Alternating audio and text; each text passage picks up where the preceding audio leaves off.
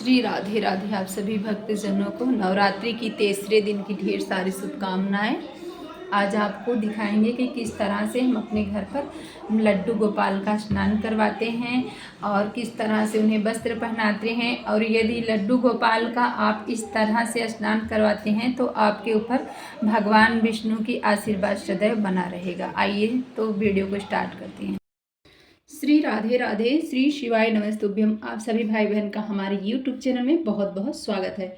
आज आपको बताएंगे कि किस तरह से अपने घर में लड्डू गोपाल का स्नान करवाना चाहिए। यदि आपके घर में लड्डू गोपाल हैं तो स्नान करने से पहले आप इस तरह से अवश्य बनाइएगा। ये आपका क्या हो जाता है, एक यंत्र हो जाता है जिसमें रख कर हम लड्डू गोपाल का स्नान करवाते हैं। आप देख सकते हैं कि यह एक यंत्र की तरह बन के तैयार हो गया। अब हम इसमें लिखेंगे नमो नमो, और इस मंत्र का जाप आपको बराबर करना है। नमो नारायण ना, यहाँ ना लिखे हैं, अब यहाँ रा लिखेंगे, यहाँ या लिखेंगे,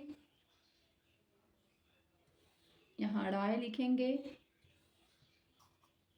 यहाँ नमः लिखेंगे, न यहाँ म। इस तरह से नमो नारायणाय नमः। जब भी आप लड्डू गोपाल का स्नान कराएं तो इस तरह से आपको अवश्य बनाना चाहिए। ये आपका एक यंत्र हो जाता है जब आप लड्डू गोपाल का स्नान करवाते हैं। तो इस तरह से बहुत बहुत ज़्यादा से ज़्यादा एक मिनट से भी कम आपको समय लगता है। फिर इस तरह से लड्डू गोपाल को विराजमान करवाएं। इस तरह से पुष्प हो आपके पास, पुष्प रख दें। अब इसके बाद आप जिस तरह से भी जिससे भी लड्डू गोपाल का स्नान करवाते हैं, दूध, दही, पंचामृत, शहद, तो उस तरह से आप स्नान करवा सकते हैं। तो यहाँ पे हम मात्र पानी से स्नान करवा रहे हैं। मेरे पास पानी है तो इसमें थोड़ा सा गंगा जल मिला करके हम लड्डू गोपाल का स्नान करवा रहे हैं। इस तरह से आप देख सकते हैं। जब भी आप अपने घर में लड्डू गोपाल का स्नान करवाएं तो इसी तरह से आपको स्नान करवाना चाहिए और साथ में आपको नमो नारायण का जाप करते रहना चाहिए। ये मेरे छोटे वाले लड्डू गोपाल हैं, इनका भी हम इसी तरह से स्नान करवाते हैं। ये देखो स्नान हो चुका है। अब साफ तौलिए से इस तरह से लड्डू गोपाल को पोंछ देंगे ताकि इनका जो पानी है वो सूख जाए। थाली को हटा देंगे इस तरह से। अब होगा प्यारे का श्रृंगार।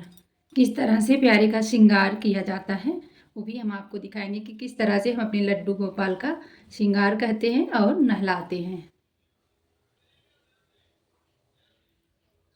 ये है चमेली का तेल, थोड़ा सा लेंगे और लड्डू गोपाल को इस तरह से मालिश करेंगे।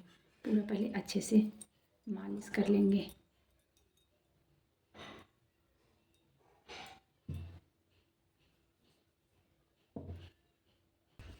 बारी आती है वस्त्र पहनाने की कि इस तरह से लड्डू गोपाल को इस तरह से वस्त्र पहना दें, प्यारा प्यारा सा जो भी वस्त्र आपके पास है। तो आप देख सकते हैं कि लड्डू गोपाल को वस्त्र पहनाया गया।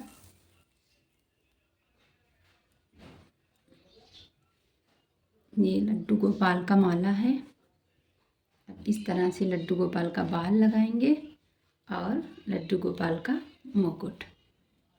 अब एक अलग से थाली लेंगे, उसमें एक साफ वस्त्र बिछाएंगे, उसके बाद उसमें लड्डू गोपाल को विराजमान करेंगे। इस तरह से लड्डू गोपाल को विराजमान, फिर लड्डू गोपाल को चंदन लगाएंगे, पीला चंदन, लाल चंदन, जो भी आप लगाते हैं अच्छे से प्यार से आप लड्डू गोपाल को चंदन लगाएं। फिर लड्डू गोपाल को पुष्प समर्पित करें प्यारे प्यारे से। तो यहाँ पे हम पीला पुष्प समर्पित कर रहे हैं और साथ में एक घी का दीप लगाएं जिससे लड्डू गोपाल की आरती की जाए। पुष्प को एक एक करते हुए अच्छे से आप सजाइएगा। चारों तरफ भगवान के पुष्प होना चाहिए क्योंकि लड्डू गोपाल पुष्प से बहुत ही प्रसन्न होते हैं। जब उनके आसपास प्यारी प्यारी सी वस्तुएं होती हैं तो उससे लड्डू गोपाल बहुत प्रसन्न होते हैं। फिर एक तुलसी की पत्ती समर्पित करेंगे। तुलसी की पत्ती भोग में भी आपको रख करके भोग लगाना चाहिए। अब इत्र लगाएंगे लड्डू गोपाल के वस्त्र में ताकि अच्छी सी खुशबू आए लड्डू गोपाल के पास। जब भी लड्डू गोपाल को आप लेने जाएं घूमने के लिए या कहीं भी तो अच्छी सी खुशबू लड्डू गोपाल के पास रहे। मुकुट में भी हल्का सा इत्र लगा देंगे। अब यहाँ पे लड्डू गोपाल का श्रृंगार हो चुका है। श्रृंगार होने के बाद आपको एक छोटा सा दर्पण लेना चाहिए और उस दर्पण से आपको लड्डू गोपाल का इस तरह से उन्हें ज़रूर दिखाना चाहिए। जब उनका श्रृंगार हो जाए तो उनका दर्शन उस दर्पण में आपको ज़रूर करवाना चाहिए। उसके बाद आप लड्डू गोपाल को भोग लगाएं, जो भी आपके पास फल है या भोजन है उसे भोग लगाएं। राधे राधे। आपको वीडियो अच्छी लगे तो लाइक ज़रूर करें, वीडियो को ज़्यादा से ज़्यादा शेयर करें।